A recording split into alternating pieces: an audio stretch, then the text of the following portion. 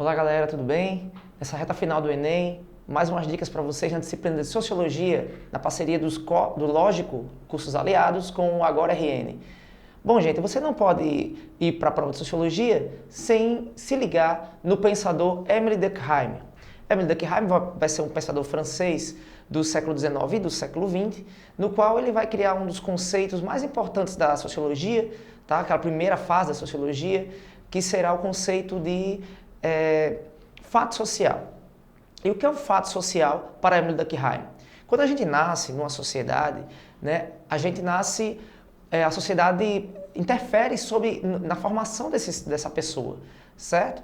A gente nasce numa sociedade que já tem regras, que já tem leis, que já tem forma de pensar, certo? Dessa forma, o indivíduo passa a ser condicionado através dessa sociedade. É interessante observar, caro estudante, que o raciocínio utilizado por Émile Durkheim é o raciocínio dedutivo, aquele cujo qual parte de conclusões gerais a ser aplicado numa premissa individual.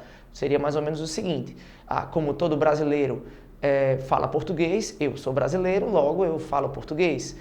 Bom, fato social para Durkheim quer dizer o seguinte: o indivíduo, quando nasce, ele recebe as influências da sociedade que vai condicionar como ele vai ser, como esse indivíduo vai ser, né? É interessante, isso funciona através de um processo chamado de socialização. Isso você, estudante, não pode ficar de fora. O processo de socialização acontece de duas maneiras, certo?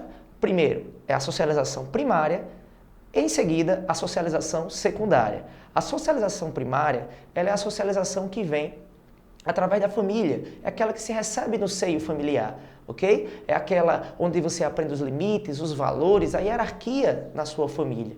E a socialização secundária vai ser aquela que vai vir depois na escola, no trabalho, na igreja, enfim. Ela é um complemento da socialização primária. Um detalhe, tá, estudante? A socialização primária, ela acontece primeiro, logo em seguida vem a secundária, mas não quer dizer que os elementos da socialização primária se percam. Na verdade, eles são sedimentados. E aí acontece algo curioso, né? Acontece um paradoxo. Através do grande estabelecimento da socialização primária, durante a socialização secundária, o indivíduo geralmente entra em conflito com os processos de socialização primária. Por isso que o indivíduo entra em conflito com os pais, muitas vezes os valores, né? O indivíduo vai mudando, enfim. Mas fato é, segundo Durkheim, que você nasce numa sociedade que estabelece princípios, estabelece valores, certo? O indivíduo ele é inserido nisso.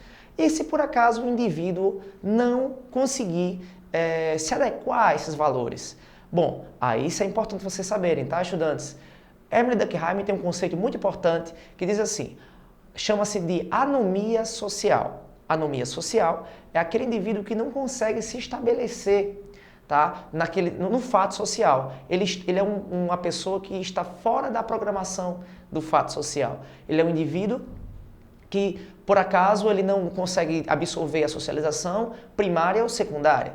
Então, esse indivíduo pode ser um criminoso, alguém que enfim, é um desviante social, ok? Então, contudo, às vezes, a própria sociedade não fornece elementos para que a questão social se desenvolva, a socialização se desenvolva. Daí, esse processo Durkheim vai chamar de disnomia social. Então, reforçando, disnomia social é quando a própria sociedade, não oferece estruturas, certo? Para que o indivíduo se socialize bem. Por exemplo, você poderia explicar numa favela, por exemplo, quando se tem uma criminalidade, será que é por anomia social ou por disnomia social? Por exemplo, será que o Estado lá funciona? Será que lá, né, o indivíduo tem de fato os seus direitos respeitados, ele tem de fato os processos de socialização acontecendo de forma saudável?